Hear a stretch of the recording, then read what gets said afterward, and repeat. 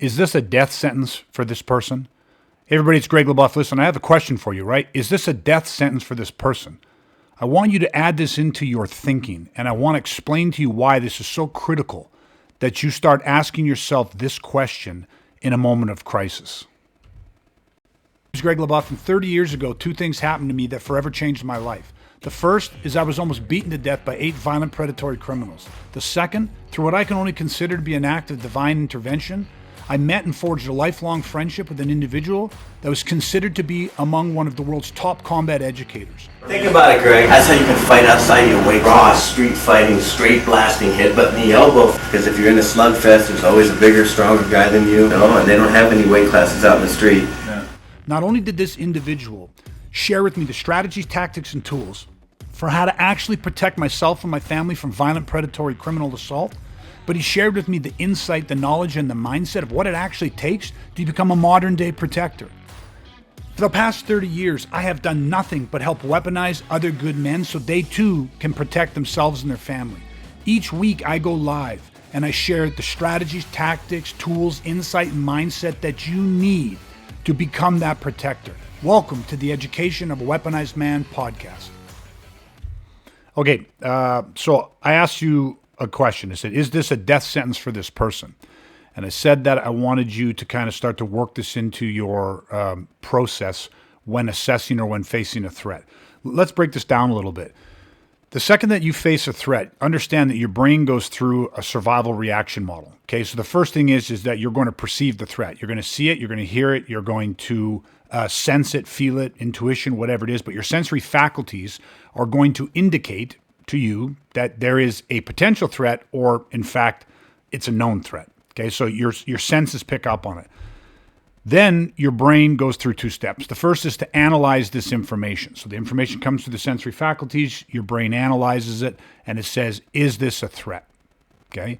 The second, it determines, yes, this is a threat, or no, this is not a threat. Obviously, if yes, this is a threat, it will then evaluate and say, what level of threat? Okay. This is what's interesting to me. If you start to ask yourself this question, right? Is this a death sentence for this person? The reason that I find this to be a powerful question, and why I think this is such a great exercise, even if you just kind of, as you sit there and you think about different scenarios that might play out, whether that's a home invasion, a road assault, just a random, assault when you're out with your family, living life, whatever it is. There are so many things in this world and so many different times and situations or circumstances that happen to us where people wrong us. Okay, now what do I mean by wrong us? Well, we're emotionally based creatures. But each one of us has our own unique reality and our own unique set of values and rules that we live life by. Meaning, and let's look at this as a true or false, is it possible for somebody to do something, say something, take an action, a behavior, something like that, that wrongs me, that goes against my idea of right or wrong, or my world vision, or my perception, or my values, or whatever it is, and yet it's not illegal by the definition of the law, but it is upsetting to me or makes me feel wrong, therefore causes an emotional reaction in me? Okay, true or false? Well, the answer to that is absolutely true.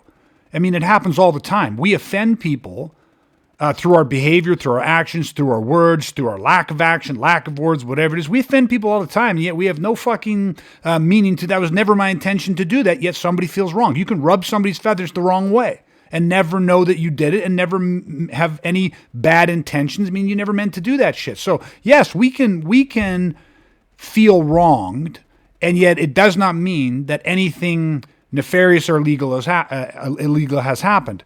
Now, why this is important is this. Now, is there times when people can do things to us or to other people in our proximity that are illegal? Right? Yes. Clearly, again, the answer is true. Why I'm trying to draw a parallel, or or a difference, I'm trying to differentiate between these two things, is the power of the question, is this a death sentence for this person, gets you to think in the moment before making an emotionally based decision. There can be somebody who does something. Let's just look at this because most people can relate to this. You're driving in traffic and somebody cuts you off. Okay? Or you're driving in traffic and somebody doesn't let you merge in. Or somebody's going too slow. Or somebody's going too fast. Or somebody's tailgating you. Whatever the fuck it is. Whether that is something they're doing that is illegal, or whether that is just something that you deem to be inappropriate and stupid and fucking, what, look at this fucking asshole, whatever it is. People get worked up. They have an emotional reaction to a level where they are now entertaining the idea of causing bodily harm to somebody. This is how road rage starts.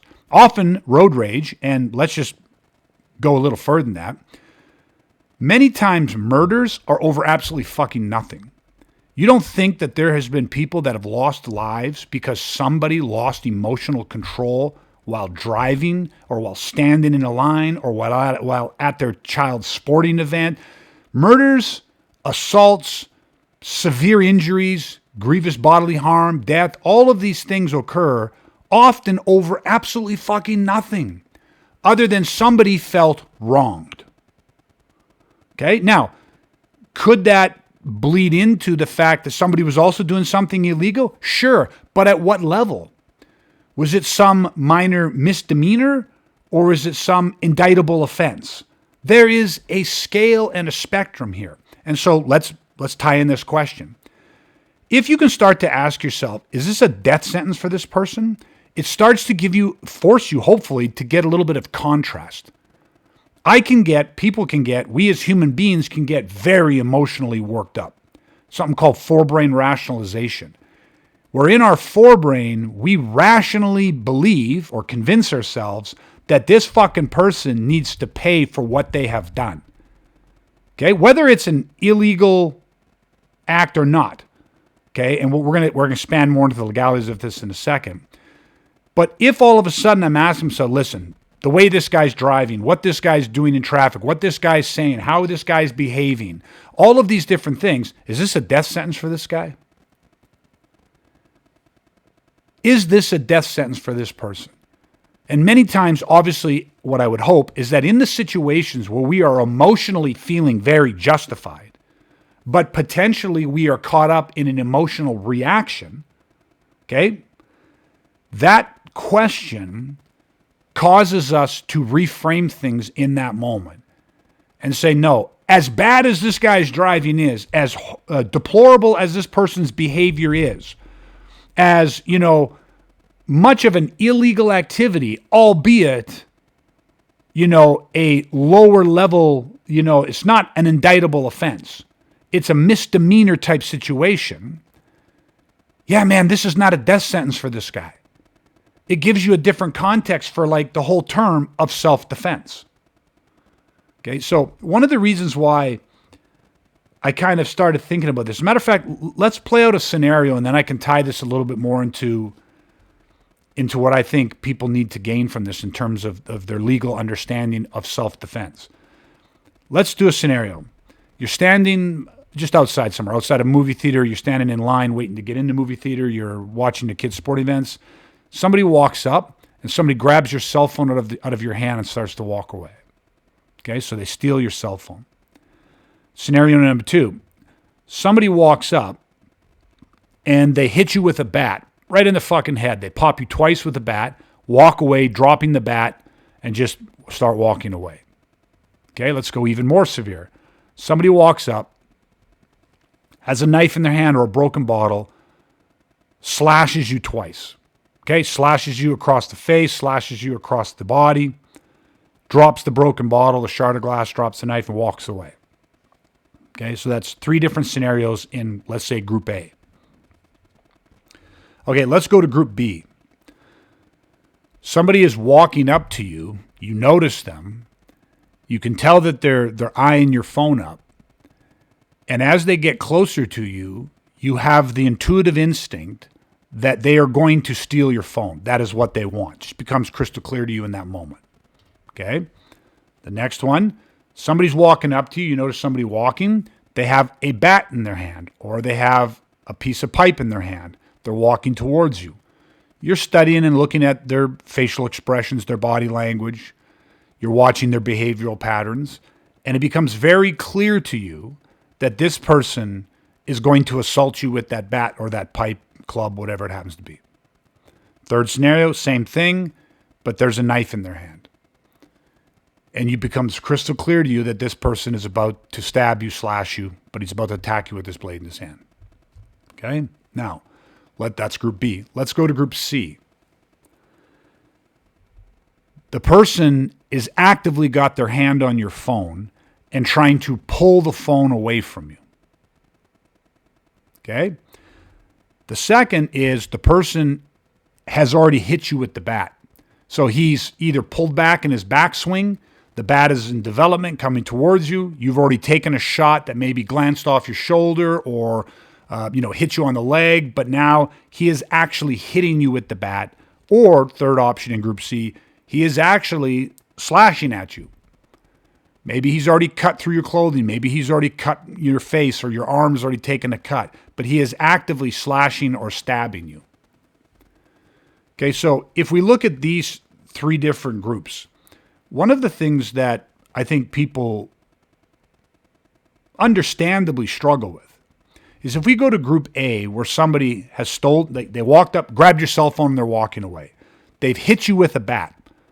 Real quick, too fast, pop, pop, they nail you with the bat, they walk away, they drop the bat. They stab you, slash you, walk away, drop the broken bottle, drop the knife. In that scenario, when the person has taken your phone, let's say, taken the phone, hit you with the bat, slashed you with the bottle. When you kind of frame this question of like, is this a death sentence for this person? So they stole my phone. So where are we at? Legally, can we follow the guy or pursue the guy or try to apprehend the individual to recover our phone and our property? Well, the answer to that is absolutely yes, we can. They have stolen our property, and it is within our legal right to try to gain back our property. So if we have to detain them, if we have to place them under citizen's arrest, call the police, there's other obligations that come if you do detain this person or place them under citizen's arrest. There are other, now mitigating factors that you have to be aware of, but that's outside the scope of this podcast. What I'm talking about is that, yes, you can follow him. Yes, you could apprehend him. You can take actions to get back your cell phone. Now, most people, if I said, well, could you run up to him as he's walking away with your cell phone, and can you smash him in the back of the head? Can you kick him, punch him, pick him up, slam him on his fucking head onto the ground to recover your property? Okay? Well, the answer to that, for most people they would understand, the answer to that is no, you cannot. But let's go to the guy that hit you with a baseball bat. He's hit you twice in the head with a baseball bat. He's now walking away and he's dropped the bat. Can you run after him, pick up that bat, and give him 2 shots in the head? Can you eye for eye this type thing? Or can you run after him and punch him in the head, kick him, pick him up, slam him on the ground? Can you physically retaliate against this guy, whether that was the bat that he hit you with or whether it's the broken bottle or the knife that he's now dropped and he's walking away? Can you go after him, pick up the bottle or the knife, slash him, stab him? Can you retaliate against this guy? Well, the word retaliate should obviously give it away. In this situation, can you go after these individuals, to detain these individuals, to hold them, place them under citizen's arrest, turn them over to the police? Can you do this? Do you have the right to do this? Well, of course, you do. Right? You have the right to life, liberty, freedom, security here in Canada, and not have your life, liberty, freedom, security infringed upon. But what happens is that obviously it's one thing if somebody steals my cell phone out of my hand. I'm going to be fucking pissed. Okay? Now he's just walking away. But now this is assuming in this scenario, he does not pose a threat to me. He's taken my cell phone, which is illegal. He's stolen from me. But as he's walking away, he is not and does not present any type of threat to me. Okay? So the cell phone scenario in Group A, everyone goes, well, yeah, okay, he stole your cell phone, fucking guy. So Yes, can I go after him, detain him, try to, make it sure that he's held accountable, get my cell phone back, all that type of stuff? Yeah, absolutely. But things get the water gets a little muddier if you go, well, he didn't just steal your cell phone. Now the fucker hit you in the head with a bat. Okay, so again, now that's a different level of offense. He has picked up a bat, had a weapon, hit me in the head twice with it, but then is now walking away, has dropped the bat. He no longer poses a direct and imminent threat to me. Therefore, self-defense is no longer on the table. Now, let's circle back to this question. Is this a death sentence for this person? Now, listen. This is where the emotional side of human beings sit there and very quickly, this is called forebrain rationalization. So it's very interesting. Did you experience this? If that motherfucker, some guy walks up and hits me in the fucking head twice with a bat, then walks away, drops the bat, thinking he's just going to walk away with this, fuck that guy. I'm picking up the bat and I'm going to give him 2 in the fucking head. If not 3, fuck you. Okay, listen. That is called punishment. And then people will go, the fucking cops came and they arrested me. That motherfucker hit me with the bat twice, and they're charging me. Well, yes. When he had the bat in his hand and he was striking you, he was assaulting you. In that moment, you are reasonable to believe that you are facing an imminent grievous bodily harm or death type situation. You have no idea in that moment if that bat will hit you in the temple or, cause you to even just fall backwards and strike your head and result in grievous injury or death. But the second that he's hit you twice and is now walking away, has dropped the bat, no longer poses a threat to you, there is no grounds for self-defense in that situation. Now, can you follow him, detain him, control him, arrest him, a citizen's arrest? Yes, of course you can. He has committed an offense, and an indictable offense at that. But he no longer poses a threat to you. So what I'm trying to get at with these kinds of scenarios, and of course this is just Group A, we're going to move forward to Group B and Group C to hopefully give you some contrast, is there is value if you're in those moments, you go, listen, this guy just hit me with a bat, now this guy's walking away. Do I want to let him get away with it? No. Am I pissed about it? Obviously. But is this a death sentence for this guy? In the moments following the assault, where he is no longer a threat, it's not a death sentence. You can be in your head saying, listen, the smartest thing this guy ever did was drop that bat and walk away and stop being a threat to me. Because had he continued to be a threat to me, then you're justified. Then, I am the type of person that would defend myself. Okay, let's just move this forward because I think a lot of people are already feeling a ton of emotions off this. Okay, So, anyways, that was Group A. The guy steals your phone. The guy's already hit you with the bat. The guy's already slashed you. He's walking away. He's dropped it.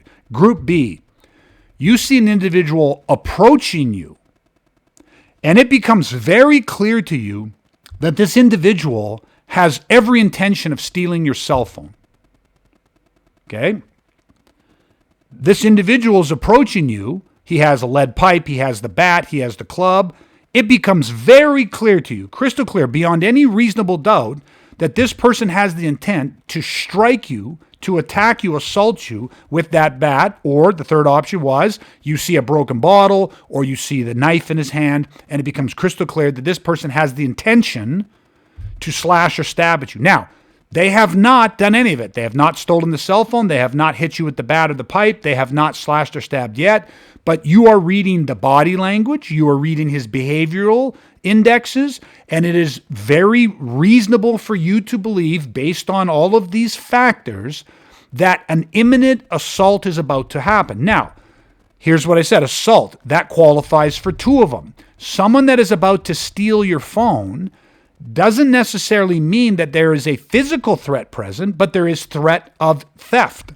Now, if you believe the guy wants your cell phone, but as he approaches, you see his hand ball up into a fist, or his hand drops behind his body or reaches into his pocket, or the facial expressions, the pierced lips, the head tilted down, the chin tilted down, the head forward position, the hands pulsing, trying to, obviously telling us physiologically that he's experiencing vasoconstriction. If you see indicators that you think, listen, I think this guy is coming to rob me, he wants my cell phone, but he is also exhibiting signs that he is going to take my cell phone through physical force. Just like when you see that bat in his hand and it becomes clear to you, very reasonable to you, that this person intends to attack you with that bat, you now have grounds for self-defense. Because remember, you do not have to allow this person to strike you with the bat, to slash you with the bottle, or to physically, drive his fist through your fucking face and then steal your cell phone. There is now a reasonable belief that you are facing imminent grievous bodily harm or death type violence. Now, here's where we get into it. Obviously, the guy with the bat, the lead pipe, the broken bottle, the knife, that presence of that weapon lends itself to a deeper, more reasonable belief that if this person is allowed to actually initiate this assault, that could absolutely result in grievous bodily harm or death. Now, the person with no weapon, at least no visible weapon yet, if you can see the palms of the hands and there is no sign of a knife, a bat, whatever, it doesn't mean that he doesn't have something on him, but his hand doesn't all of a sudden reach or isn't, tapping onto the waistband or doesn't all of a sudden disappear into a pocket. Now, this individual might say, okay, well, it is reasonable to believe that this person has the intention to physically assault me, right? By reading the body language, the behavioral indexes, maybe even the interpersonal communication cues, tell us where he's at mentally and physiologically on the aggression continuum. But you might now look at capability. This guy outweighs me by a fucking 100 pounds. Maybe it's not one guy. Maybe it's a group of 2 or 3 guys. Well, now all of a sudden, the reasonableness of your belief that you could be facing imminent grievous bodily harm or death, now, well, that goes up. That changes, doesn't it?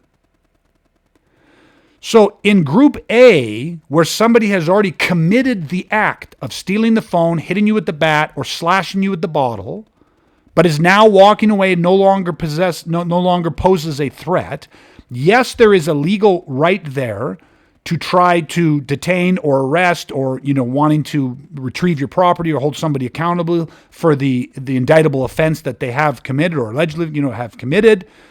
But in group B, they haven't done none of it yet. They haven't stolen the phone. They haven't hit you with the bat. They haven't slashed you with the bottle. Yet, because you are aware and because you are reading the pre-incident indicators, it becomes very reasonably clear to you in your belief that an imminent violent assault is about to happen. So I'm just coming back to this question. Is this a death sentence for this person? This doesn't mean that we're asking ourselves, should I kill this guy right now? What it's trying to frame for people is understanding how important it is to read the signs and really understand what's happening and not emotionally react. I'm so tired of hearing over and over again people claiming that self-defense is illegal in Canada. You can't do anything. Now listen, punishing people in Canada is illegal. You cannot punish people. So let's just finish the thought of Group C, which won't take us long. The person has actively got his hand on your phone, and now he is, let's say, pulling at the phone, trying to rip the phone from your grip, or potentially he's striking you in the face or kicking you, trying to get you to let go of the phone. Well, now we have 2 different things within that. He's trying to pry, pulling, trying to flee, grab and run. Right? He's trying to do a snatch and grab. He's trying to grab at it to steal the phone. Now, can you use a certain amount of physical force to deter him or prevent him from ripping it from your hands? Yes, especially if he's bigger and stronger than you. Okay? Then absolutely a reasonable level of force to get him to stop trying to steal it from him or prevent him from stealing it from you is reasonable. However, or let's go the other way. He is punching you in the face, kicking you. Well, yes, now there's elevated risk. So now you have permission to use it is reasonable for you to believe that you must use elevated physical defensive tactics to get him to stop. But let's not lose sight of the fact that the overall intent is still based around him wanting to steal the cell phone. Whereas the second we go to the next two in Group C, which is this guy is now hitting you with the bat. You have no clue at this point. There's been no indicators that would lead you to reasonably believe that what he wants is to hit you with the bat so then he could steal the cell phone. He is just, you recognize there was a threat. He is actually now acting on that threat by hitting you with the bat. So now you are in an active assault. He's swinging that bat. Okay, or he's slashing or stabbing with the knife in the bottle. So now, within this context, we are now actively facing an imminent grievous bodily harm or potentially death type assault. Now, let's just throw a caveat into this. What if the individual that had the bat or had the bottle lacked the physical capability? They lacked the size, the strength, maybe the mental capacity, the physiological capacity to effectively be swinging the bat or slashing or stabbing with the bottle. The very nature or the very presence of a bat or a knife, a broken bottle, lead pipe, something like that, okay, even to a lesser degree, their ability to punch or to kick or bite or gouge or whatever they might be doing, those things are still represent a threat. But the capability also gets factored into that. So again, is this a death sentence for this person? If a 10-year-old kid who was emotionally distraught, crying, sad, whatever happened to this kid, he's just emotionally devastated, and he's walking around, and he happens to have a butcher knife in his hand, and he's crying, and obviously his face is red, his eyes are barely open, they're swollen from crying, and he's hysterical, and he's panting and out of breath, and just this 10-year-old kid. And then all of a sudden, I see him say, hey man, what's going on, buddy? And all of a sudden, and he starts swinging that knife at me. Is that a potential threat? Absolutely it is. Is it reasonable for me to believe that I'm facing imminent grievous bodily harm or death? Well, it's possible. But depending on the context of my situation, it's not very probable.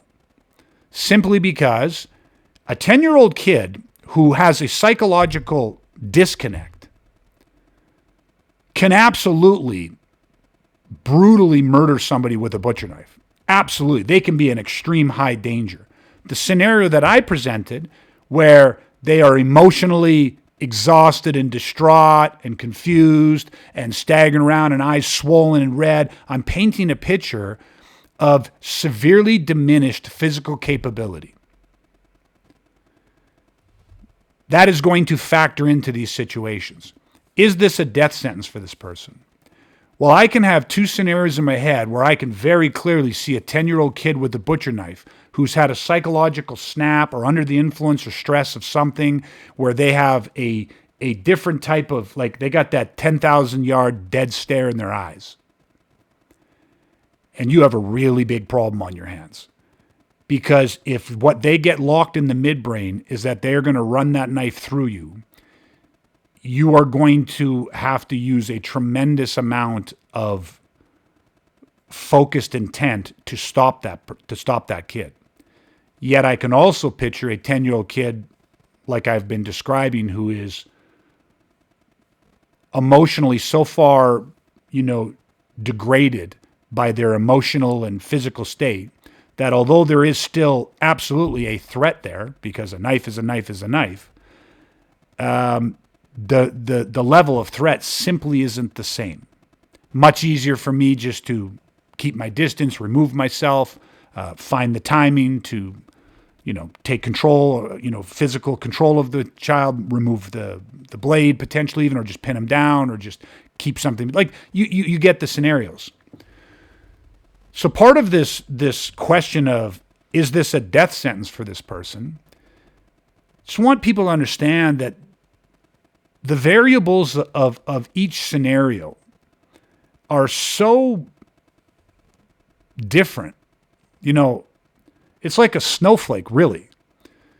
When you're looking at the laws for self-defense in Canada, and I'll just say this, right, I'm not a lawyer, so these are just my opinions, but I've been studying violence and criminality for 30 years. I've been in an industry where I have a lot of colleagues and friends who are experts in the legal system. But again, nothing, I'm not a lawyer, but these are my opinions and what I have seen many, many times through training, both the individuals who use self-defense and have successfully not only defended themselves physically, but also legally, who have avoided prosecution or who have been cleared of any wrongdoing, versus individuals who have used physical self-defense and have in fact found themselves in legal trouble and faced prosecution and even criminal conviction. What you start to understand is how important it is to recognize all of the different ingredients that go into actually defending yourself, and to recognize how thin a line it is between defending yourself and punishing somebody. And so why I found these little scenarios, and especially Group A versus Group BC, because in Group A, somebody has committed an assault against you, especially when they hit you with the bat or they slash you with the bottle.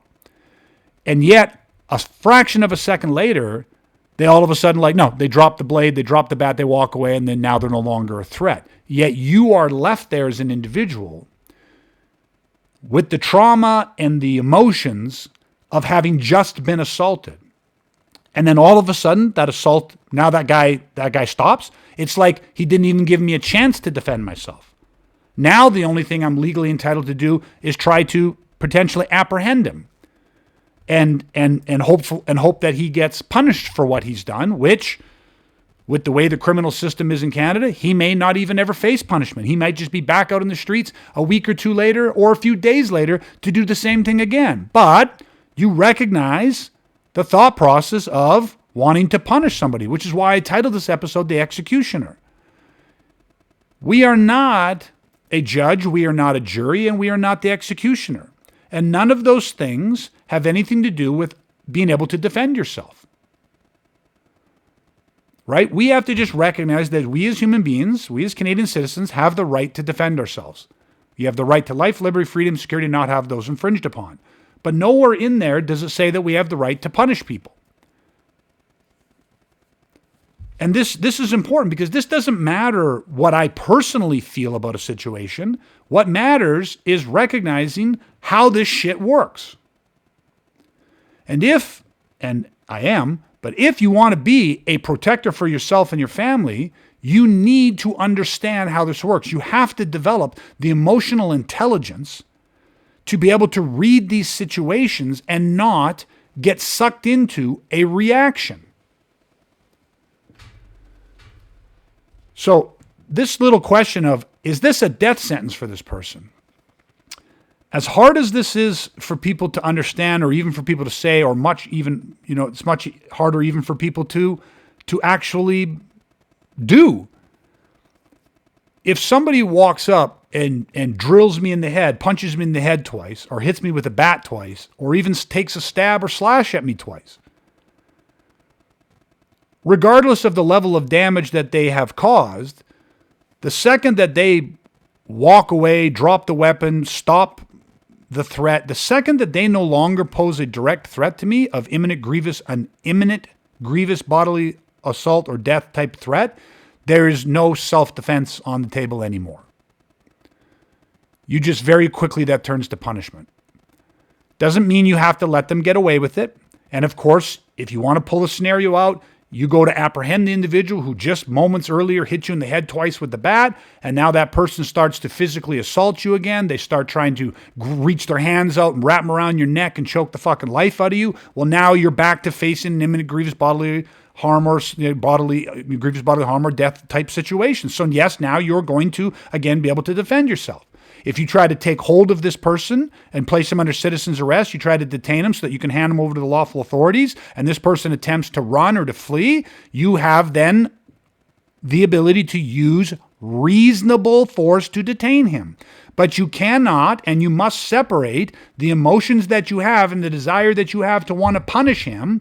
Is this a death sentence for this person? And the answer to that is no, because they are no longer a threat to me.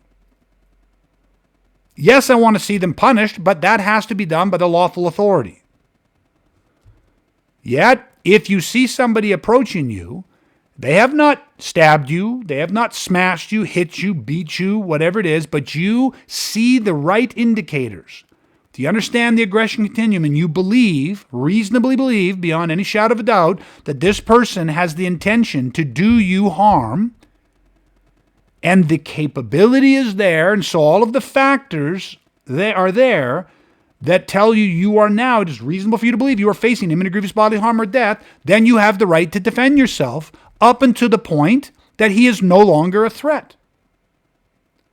That might happen. Someone come at you with the full intention of taking a butcher knife and plunging it deep into your chest, and as they draw closer to you and they pull that arm back and they prepare to plunge that blade into you, and you do whatever you do physically, and the second you do that, that incapacitates them, or that causes them to withdraw, and the blade drops, and they turn and go to walk away or stagger away, the threat is now no longer there.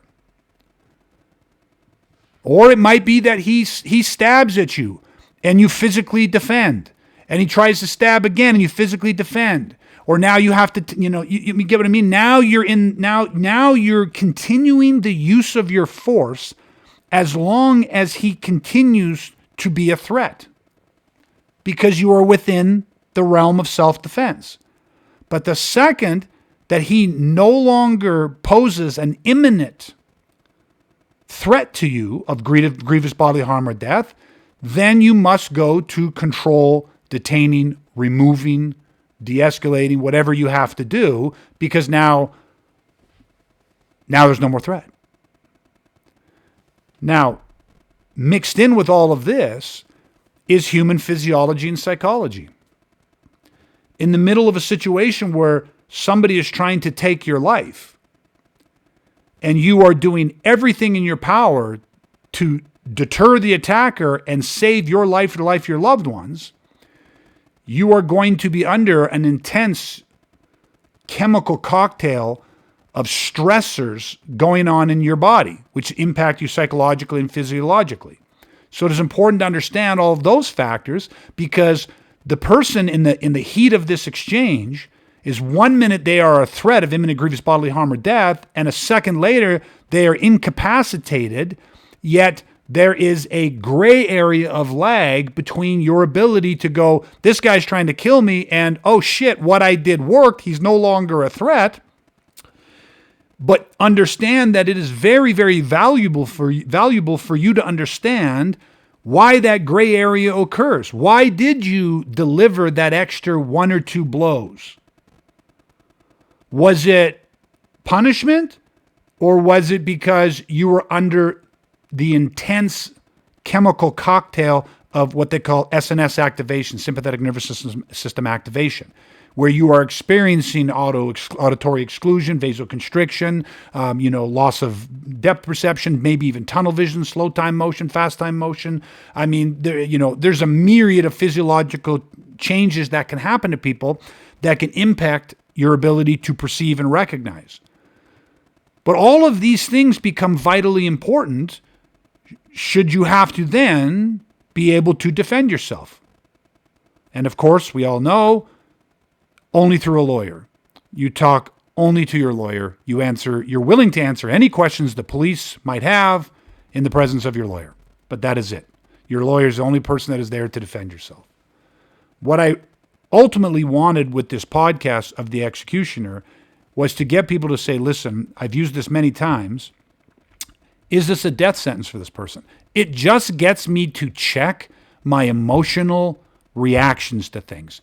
Amateurs react. Professionals respond or take action. Meaning, We're thinking, processing, using emotional intelligence, right? We have strategies, tactics, and tools that get deployed if and when the situation warrants it. But at the end of the day, no matter how much training you've done, we are emotionally based creatures. We feel things first. And we can feel things with such an intense fire and passion that those feelings become thoughts, and those feelings and thoughts become reactionary actions. And that's the shit that gets us into trouble. I mean, if you're honest with yourself, and I'm just as guilty as everybody else with this, how many times has somebody wronged us, quote unquote, caused an emotional reaction in us where our forebrain has rationalized, fantasized about some sort of punishment needing to happen to this individual? If you've got air in your lungs and you're human, it's happened, right? That's the reaction of that's the human condition. But the vast majority of times, for most of us, right, we have never acted on those rationalized, justified type mental fantasies because a stronger moral compass comes into play. When you, in fact, though, face somebody who has done something, has committed an act to you that is of more serious nature, those reactions become very powerful and can very quickly lead you down the path of punishment, which opens you to legal prosecution, which now means that you are potentially no longer going to be there to be your family's protector. It behooves us to work through this stuff long before we ever find ourselves in these types of situations and learn to develop a higher degree of emotional intelligence, learn to develop a higher threshold or control over our physical, mental, emotional, and spiritual dials so that we can operate not only within our own moral code, but within the legal system that is in fact in place in the countries that we live in, for us here in Canada. Okay, but the legal system has been very clear from the lowest level courts to the Supreme Court of Canada that we as Canadian citizens absolutely have the right to defend ourselves. But we have never, and I don't ever foresee a time when we do have, the legal right to punish people. And that's where, that's where the training comes in. I can't even imagine in today's environment, politically, culturally, socially, fucking economically, everything. I can't imagine not having the type of training that allows me to navigate the myriad of fucking shit that we all go through on a daily basis, the interactions with people. Every interaction with people, driving, going to sporting events, going fucking grocery shopping, even just trying to go out for some entertainment, enjoy some fun with your friends and family is like a fucking war, man. You are constantly being surrounded by people who are under the influence, not just of drugs and alcohol, but stress and political emotions and religious emotions. Like just the world is being fucking ripped in 100 different directions, and every single person is just a fucking powder keg waiting to explode. And we're out there just trying to live our lives. We just want to be fucking left alone, man. But there are people in this world that they don't want to leave you alone. They want to fuck with you. And they don't give a shit if your whole world burns down because of it. So, anyways, food for thought. When something happens, is this a death sentence for this person? Hopefully it starts to give you some perspective. The other side, you might be asking, is this a death sentence for me? Will my actions fucking destroy my life, destroy my family's life, destroy my ability to work, destroy my freedoms? Okay, so a lot of thought on this one, a lot of meat on the bone. So good luck unpacking it, everybody. Listen, I want to thank you guys for joining me. Every single week, man, I love going deep. I will have, this is season 5 of our podcast. I will have more solo podcasts like this year where I'm just by myself, but I will also have 2 of my coaches as well as other guests on throughout the different podcasts each week that we go on. So we got a lot of really cool stuff. Just always looking forward to share. It's always a pleasure to share. And I just want to thank you guys for your investing the time. Like, share, comment, and I look forward to seeing you guys on the next podcast. Look forward to sharing some more. All right, everybody, that's it. Stay safe, stay weaponized. Chat again soon.